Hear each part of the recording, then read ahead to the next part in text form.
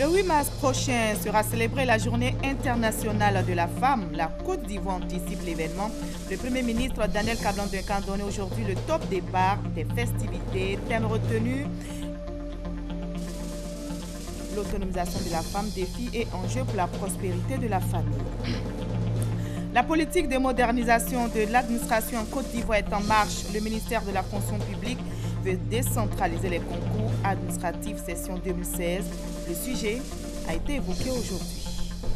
Et nous ferons un tour en mer. Nous verrons comment les marins chargés de la surveillance territoriale des eaux travaillent de jour comme de nuit pour traquer les trafiquants et autres contrebandiers. Au Burundi, l'Union africaine prend le relais après le secrétaire général de l'ONU, Ban Ki-moon. 5 dirigeants africains dépêchés par l'UA sont en Bujumbura pour tenter de relancer le dialogue politique. Bonsoir à tous, bienvenue dans le 20h sur RTI 1. Le directeur du bureau régional d'Amnesty International pour l'Afrique de l'Ouest et du Centre est en visite à Abidjan. C'est une présence qui n'est pas fortuite puisque l'ONG internationale a porté son choix sur la Côte d'Ivoire pour le lancement régional de son rapport annuel 2015-2016. En marge de cette activité, Alioune Tine a eu des rencontres. Il a échangé avec le président de l'Assemblée nationale, Guillaume Soro, pour parler des droits de l'homme. On en sait plus avec Théodore Zouzou et Michel Digri. La situation des droits de l'homme en Côte d'Ivoire s'est fortement améliorée ces dernières années. C'est le constat fait par Alioune Tine, directeur du bureau régional de Amnesty International. Des avancées matérialisées par la ratification de traités internationaux en la matière par le gouvernement ivoirien. Sur la proposition aussi pour que la Côte d'Ivoire puisse signer certaines conventions internationales pour renforcer la protection des droits de l'homme, comme ce qui a été fait, par exemple, avec l'abolition de la peine de mort. Nous nous sommes réjouis de cette fantastique décision du gouvernement de Côte d'Ivoire, l'abolition de la peine de mort. Après les échanges qu'il a eus avec Guillaume Soro, président du Parlement ivoirien, Alioune Tine dit être satisfait de l'engagement des autorités ivoiriennes pour l'amélioration de la situation des droits de l'homme dans le pays au-delà des progrès réalisés. Le président de l'Assemblée nationale, ses collaborateurs sont disposés à avoir les requêtes, les recommandations pour améliorer le système des droits de l'homme ici en Côte d'Ivoire. La deuxième audience a été consacrée à son Excellence Mohamed Farouk Hamzaoui, ambassadeur d'Égypte en Côte d'Ivoire. Avec lui, il s'est agi de coopération ivoiro-égyptienne dans les domaines politiques, économiques, culturel et parlementaire. Et selon Amnesty International, la Côte d'Ivoire a fait des progrès en matière de droits humains, notamment avec la suppression de la peine de mort. Mais des efforts restent à faire en matière des libertés publiques. Le directeur du bureau régional de l'ONG internationale l'a souligné à nos reporters Moussa Koulibaly et Sidonie Davila. Ce rapport 2015-2016 d'Amnesty International prévient: les gouvernements doivent mettre un terme aux attaques contre les droits humains. En Afrique de l'Ouest et du Centre, la sécurité et les libertés de millions de personnes ont été mises en danger au cours de l'année 2015 à cause des violences des groupes armés et du terrorisme. Cette année, pour le lancement du rapport annuel régional, l'ONG a porté son choix sur la Côte d'Ivoire grâce aux avancées notables en matière de droits humains. Cette marque de confiance dénote que nous sommes sur la bonne voie. Cela nous appelle à la remobilisation dans notre dynamisme contre les injustices et les violations des droits humains. Le point fort, c'est concernant la peine de mort. Effectivement, en Côte d'Ivoire, la Constitution de 2000 a aboli la peine de mort, mais elle existait encore dans le Code pénal et le Code de procédure pénale. Et Dieu merci, le Parlement a approuvé à l'unanimité 2 projets visant à supprimer la peine de mort du Code pénal et du Code de procédure pénale. Ça, c'est une bonne nouvelle. Malgré ces progrès, Amnesty International encourage le gouvernement à plus d'efforts dans le domaine de la justice nationale. Autre point évoqué par l'ONG, l'impunité en Afrique. C'est quand même notre talon d'Achille ici en Afrique. En 2015, elle a encore empêché les victimes de connaître la vérité et d'obtenir la justice, et a favorisé l'instabilité et la violence. Cette année ne sera pas seulement l'année africaine des droits de l'homme. Amnesty International célébrera aussi le 35e anniversaire de l'adoption de la Charte africaine et le 30e anniversaire de son entrée en vigueur. L'ONG soufflera également la 10e bougie de la création de la Cour africaine des droits de l'homme et des peuples. On en arrive à l'un des titres de cette édition. Le 8 mars prochain sera célébrée la Journée internationale de la femme. La Côte d'Ivoire anticipe l'événement. Le Premier ministre Daniel Kablan-Duncan a donné aujourd'hui le top départ des festivités. Elles vont se dérouler autour de cette réflexion. L'autonomisation de la femme, défis et enjeux pour la prospérité de la famille. Le ministère de la Promotion de la femme, de la famille et de la protection de l'enfant veut renforcer la visibilité des femmes modèles dans tous les secteurs d'activité. Le moment est... Cette cérémonie de lancement laisse augurer d'un prochain 8 mars mémorable.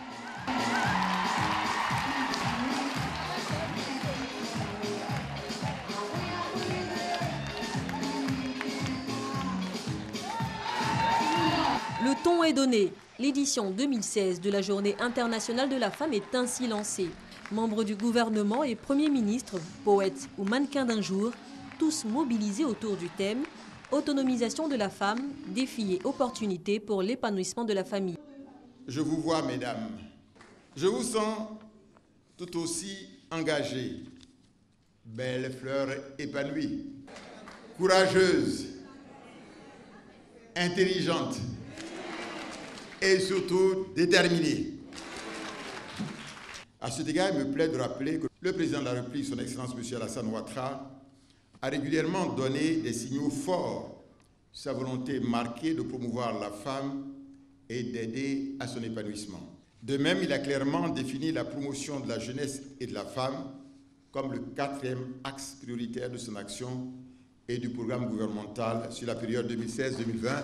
Elle signe là sa première grande sortie officielle et pour Euphrasie Yao, la Journée internationale de la femme est une occasion exceptionnelle de magnifier la femme. Ce thème national permettra à notre pays de mener une réflexion profonde sur les stratégies à mettre en œuvre et surtout les actions à mener pour créer des conditions idoines pour la réalisation du potentiel des femmes. Rien de durable, rien de solide dans la société ne peut se réaliser sans la participation des hommes et des femmes ensemble, main dans la main, dans un nouveau contrat social. C'est pourquoi nous allons aller tout doucement et sûrement jusqu'à la parité 50-50, 50-50. En plus des activités éclatées sur tout le territoire, 2 temps forts marqueront les célébrations. La cérémonie officielle en présence du président de la République et le forum de l'emploi et de l'entrepreneuriat féminin les 4 et 5 mars prochains. Thème du forum, le succès façon femme. Le moment est... Et ce moment c'est...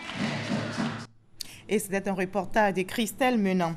Un autre événement se prépare en Côte d'Ivoire. Ce sont les 8e Jeux de la francophonie qui auront lieu à Abidjan en 2017. Le comité d'organisation est à pied d'œuvre.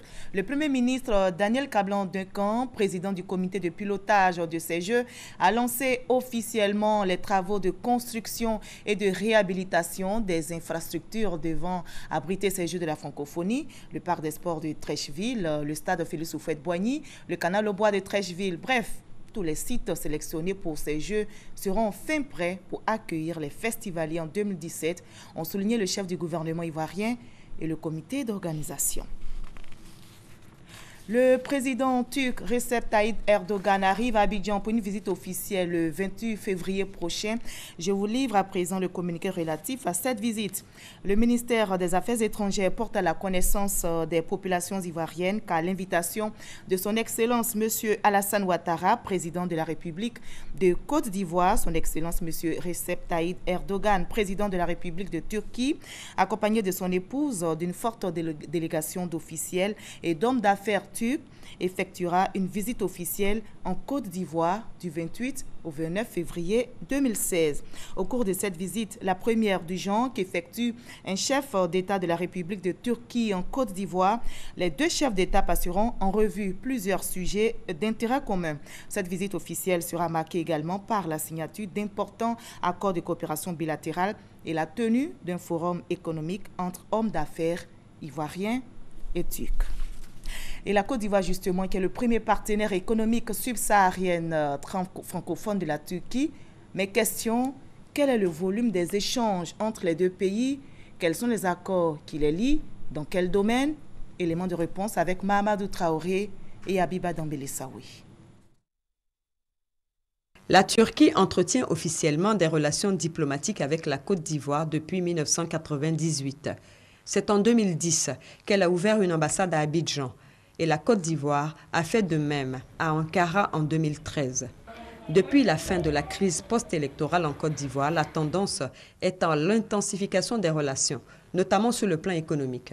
La Côte d'Ivoire exporte pour la plupart des produits agricoles vers la Turquie et importe essentiellement des matériaux de construction et du textile. De 2013 à 2015, les échanges globaux entre les deux pays sont passés de 100 à 209 milliards de francs CFA. Fort de leur bonne santé économique, les deux pays ambitionnent de porter ce chiffre à 1 milliard de dollars, soit environ 600 milliards de francs CFA d'ici à 2020.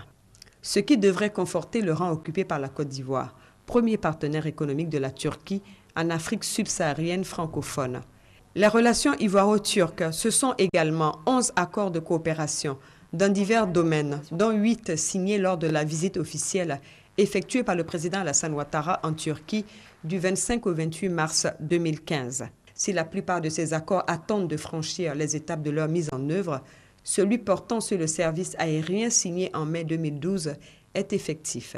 Il permet notamment la desserte de l'aéroport d'Abidjan par la compagnie Turkish Airlines, l'une des compagnies les plus performantes au monde. En moyenne 3 vols par semaine.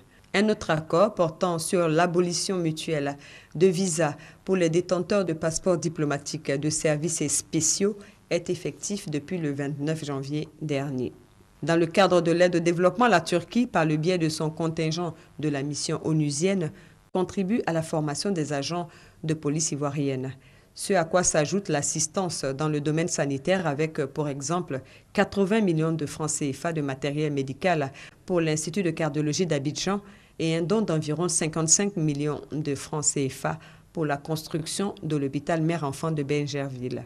Toutes ces actions tendent à faire du pays fondé par Mustapha Kemal Atatürk un partenaire de choix pour la Côte d'Ivoire dans son ambition d'être émergente en 2020.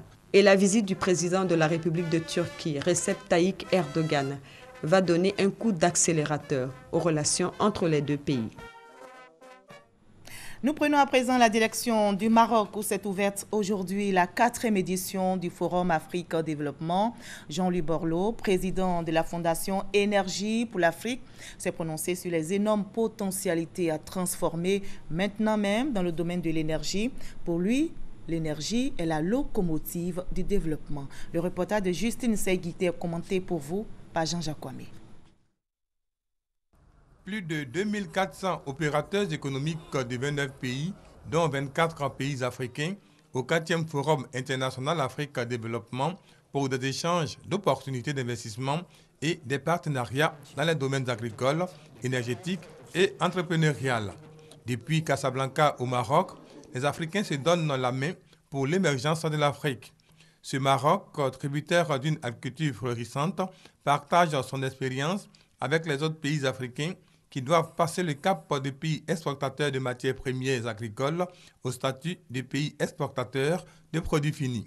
La coopération sud-sud s'y prête, elle est à privilégier et à intensifier, ce que préconisent tous les intervenants, les ministres marocains et gabonais, les directeurs d'entreprises marocaines et nigérianes, ainsi que Jean-Louis Borloo, président de la Fondation Énergie pour l'Afrique, à l'ouverture de ce 4e forum. La ministre française de l'Environnement et de l'Énergie, nouvelle présidente de la COP21, poursuit sa tournée africaine. Après l'Égypte, Ségolène Royal met le cap sur la Côte d'Ivoire. 2e étape donc de cette tournée. Elle visitera au total 5 pays. La ministre française de l'Environnement espère que les 195 pays qui ont approuvé en décembre dernier l'accord de Paris pour réduire le réchauffement climatique ratifieront définitivement le test onusien le 22 avril prochain à New York, ici à Abidjan, où elle séjourne présentement. Ségolène Royal co-anime actuellement même avec son homologue ivoirien Alain Kouadio Rémy une conférence sur le climat. La CEI, la Commission électorale indépendante, s'active pour les futures échéances électorales après l'organisation de l'élection présidentielle du 25 octobre dernier. La CEI s'attelle aux préparatifs du référendum et les législatives qui auront lieu cette année. Elle vient justement de tenir une rencontre pour renforcer les capacités des responsables des partis politiques sur le processus électoral. La Commission électorale indépendante, CEI, ce n'est pas seulement l'organisation des scrutins. C'est aussi la formation des responsables des partis politiques sur l'ensemble du processus électoral sous ses différents aspects. C'est dans cette optique que l'institution a organisé en partenariat avec OSIWA un réseau qui œuvre pour la promotion de la gouvernance démocratique inclusive. 2 jours durant, un atelier d'information et d'échange avec les responsables chargés des questions électorales au sein des partis politiques. Cet atelier qui s'est articulé autour de 3 modules, à savoir la révision de la liste électorale, l'étude des différents systèmes électoraux et de référendums, permettra aux responsables des partis politiques d'avoir une meilleure connaissance des textes et des procédures. Nul n'ignore que la bonne information et une bonne formation des animateurs des partis politiques, principaux acteurs de la compétition électorale, dépend de la réussite du processus électoral. Pour les responsables des partis politiques, cette assise vient à point nommé. Pour nous, c'est vraiment important que nous puissions discuter avec la CEI pour voir comment vont se passer toutes ces opérations. Surtout au niveau de la révision de la liste électorale. Nous savons que chaque année, la CEI devrait procéder à cette opération. Et pour nous, il est intéressant que nous puissions mettre un peu d'ordre dans la liste électorale. Ensuite, comment va se passer le référendum? Toutes ces informations, nous en avons besoin pour pouvoir informer nos militants. Il est heureux que la CEI ait pensé à organiser un séminaire portant sur le renforcement des capacités des acteurs politiques, notamment en ce qui concerne la révision de la liste électorale, en ce qui concerne les scrutins référendaires et les autres scrutins. Je pense que c'est utile parce que au moins ça correspond à une mise à jour de nos connaissances, à une confrontation de nos connaissances, à un toilettage des tests. Lors de cet atelier, la CEI a tenu à rassurer. Tout sera mis en œuvre pour corriger les impairs survenus lors de la présidentielle d'octobre 2015, notamment l'utilisation de la tablette biométrique. Reportage réalisé par Hamza Diaby. La politique de modernisation de l'administration Côte d'Ivoire est en marche. Le ministère de la fonction publique veut décentraliser les concours administratifs session 2016. Le sujet a été évoqué aujourd'hui. Le ministre de la fonction publique et de la modernisation de l'administration, Pascal Abina, s'est entretenu avec les directeurs régionaux de son département. Ahmed Traoré, Alexis Ouedraogo. ENA, CAFOP, concours de police, INFAS ou INFES, tous les concours administratifs, professionnels ou directs se font à Abidjan. Une situation qui a longtemps créé des désagréments aux candidats vivant à l'intérieur du pays. Pascal Abina, le nouveau ministre de la fonction publique et de la modernisation de l'administration, veut y remédier. Décentraliser ces 10 concours tout en réduisant les frais d'inscription. Les concours ne sont pas des objets à vendre. C'est les meilleurs qu'on doit prendre. Alors, si on prend de l'argent pour payer les places et ceux qui n'ont pas d'argent, les enfants des pauvres, eux n'auront pas droit à rentrer à la fonction publique alors qu'ils sont ivoiriens comme les autres. Donc, tout ça, c'est des éléments à proscrire. Je ne vais pas entendre ces sons, j'allais dire dissonants, qui décrédibilisent l'administration. Une approche appréciée par les 33 directeurs régionaux présents. Ils ont saisi l'opportunité de présenter leurs problèmes et faire des propositions à leurs ministres. Concernant la décentralisation, les concours au niveau de la fonction publique, nous avons souhaité que ces concours-là soient effectués au niveau des régions. Nous avons souhaité également que les fonctionnaires ne se déplacent plus pour venir à Abidjan pour les visites médicales. Effectivement, il a accédé à cela, mais nous avons eu l'impression que M. le ministre avait déjà même préparé ce dossier-là et il avait apporté donc des réponses favorables pour faciliter la vie aux Ivoiriens. Pascal Abina entend très bientôt lancer la Commission nationale de la modernisation. Ils sont venus de 22 pays d'Afrique et d'Europe. spécialistes de la médecine, ils sont en conclave à Abidjan. L'objectif de leur rencontre, trouver des stratégies pour une meilleure prise en charge des patients atteints des maladies métaboliques, notamment le diabète, l'obésité, le gout. Reportage réalisé par Nou Sangari et Graskando. Dans les 20 années à venir, l'Afrique connaîtra la plus forte hausse de prévalence du diabète. Cette information est de la Fédération internationale du diabète. Cette pathologie est l'élévation du taux de sucre dans le sang. En Côte d'Ivoire, le taux de prévalence est de 4,9%. Une maladie qui a des complications aussi nombreuses que graves. Donc le diabète peut entraîner une cécité. Le diabète peut entraîner une insuffisance rénale. Le diabète peut également entraîner chez les hommes une impuissance sexuelle, une crise cardiaque. Le diabète peut aussi entraîner une atteinte des vaisseaux du pied qui va aboutir à une amputation. Pour une meilleure prise en charge des maladies métaboliques, à savoir le diabète, l'obésité et le goitre, des spécialistes venus de 22 pays d'Afrique et d'Europe sont réunis à Abidjan. Parmi les maladies endocriniennes, la plus fréquente, c'est le diabète. Les réunions de ce genre sont indispensables pour, disons, harmoniser les points de vue sur le dépistage, la prise en charge et la prévention. La gestion du diabète engage toutes les disciplines. Il faut une collaboration multidisciplinaire. Cette rencontre des professionnels de la santé, qui dure 3 jours, est une initiative de la Société africaine d'endocrinologie, métabolisme, nutrition, SAEM.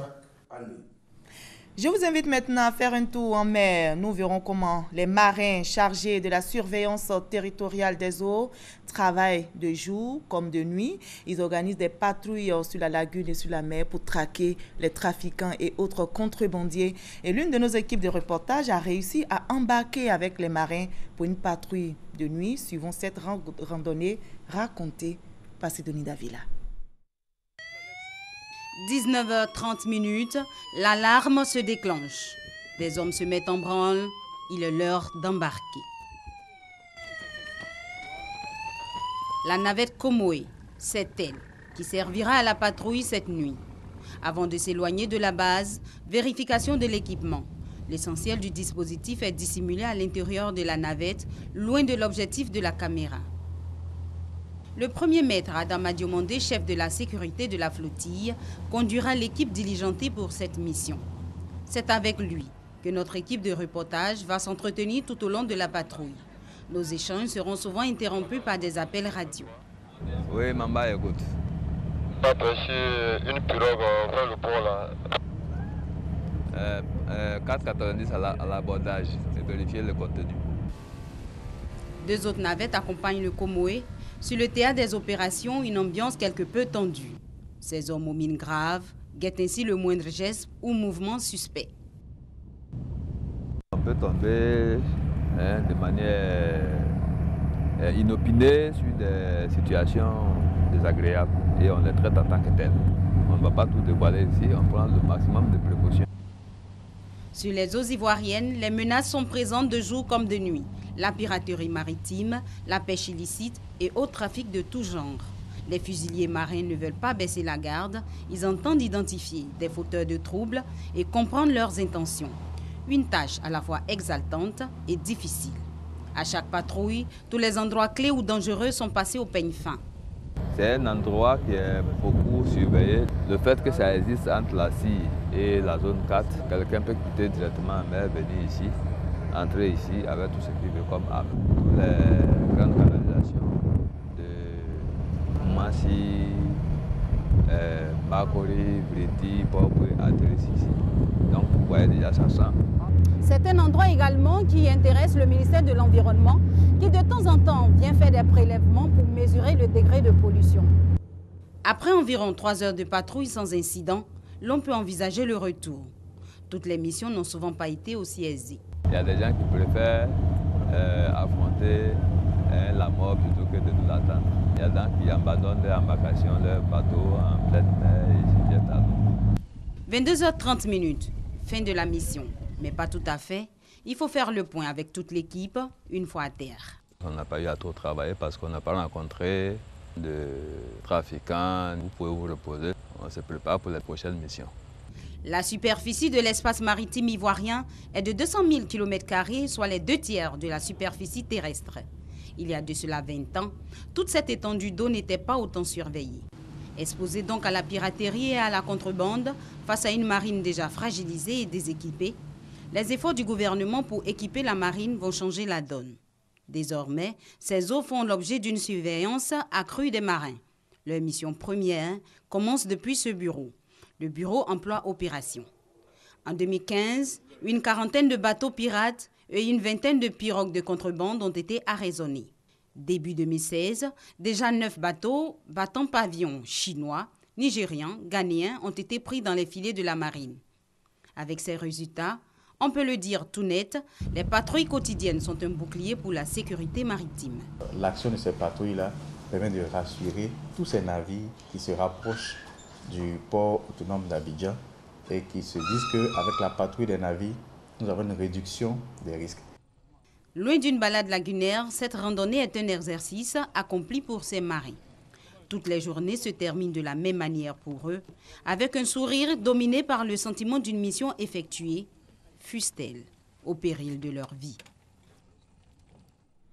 Reportage réalisé par Sidonie Davila. Voilà, on a maintenant une idée de la mission des marins qui organisent de jour comme de nuit des patrouilles sur la lagune et sur la mer. Hors de la Côte d'Ivoire, au Niger, l'heure est à l'attente des résultats de la présidentielle et des législatives du 21 février dernier. De nombreux Nigériens sont surpris par le temps pour la proclamation des résultats qui tombent à compte-gouttes. Seules 72 des 308 communes ont été comptabilisées par la Commission électorale nationale indépendante. Près de 500 millions d'Iraniens sont appelés à voter vendredi pour les législatives depuis l'accord nucléaire de juillet 2015 sur lequel le président Hassan Rouhani entend capitaliser pour renforcer son assise face aux conservateurs. Au Niger, ce jeudi, la CNI, la Commission électorale nationale indépendante, doit livrer les résultats provisoires de la présidentielle qui arrive à compte-gouttes. Les premières tendances placent Mahamadou Issoufou en tête. Certains Nigériens crient à la fraude. Il y a de fraude partout. Partout ils ont fait leur fraude. Partout ils ont fait leur fraude.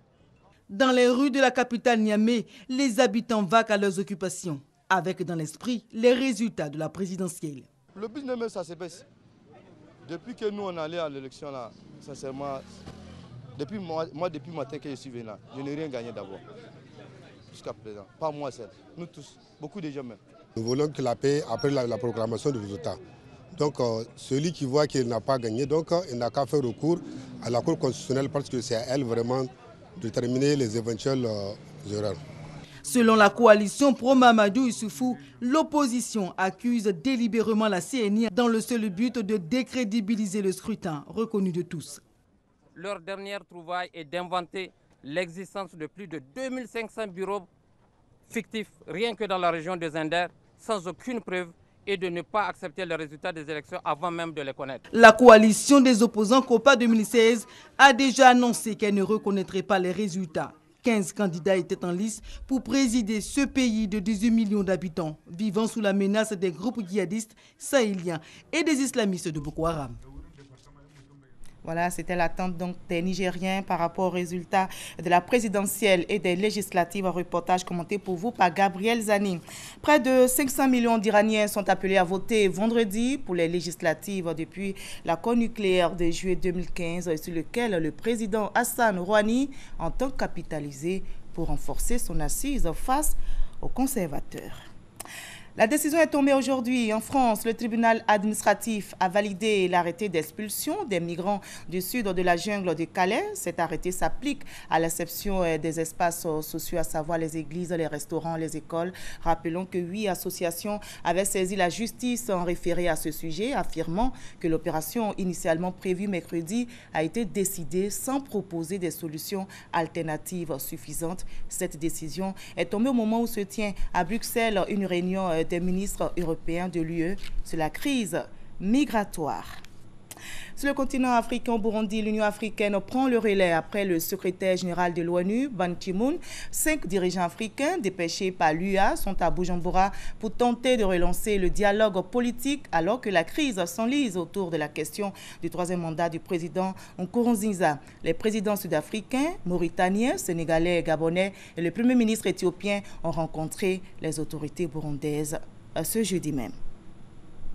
Une date à retenir dans l'actualité sportive. Demain, vendredi 26 février, à Zurich, en Suisse, la Fédération internationale de football va élire son nouveau président et 5 candidats sont en lice pour succéder à Joseph Blatter à la tête de la FIFA. Il s'agit du prince Ali Ben Al-Hussein de la Jordanie, le cheikh Salman Al-Khalifa de Bahreïn, Jérôme Champagne de la France, Gianni Infantino de la Suisse et Tokyo Sexwell de l'Afrique du Sud.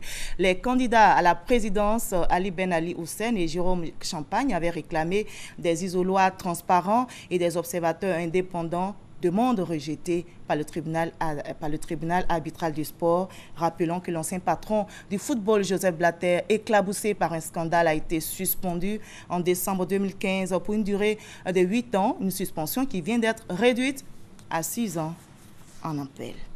Allez, c'est ici que l'on s'arrête pour ce 20h. Demain, vous avez rendez-vous avec Ali Dirasouba.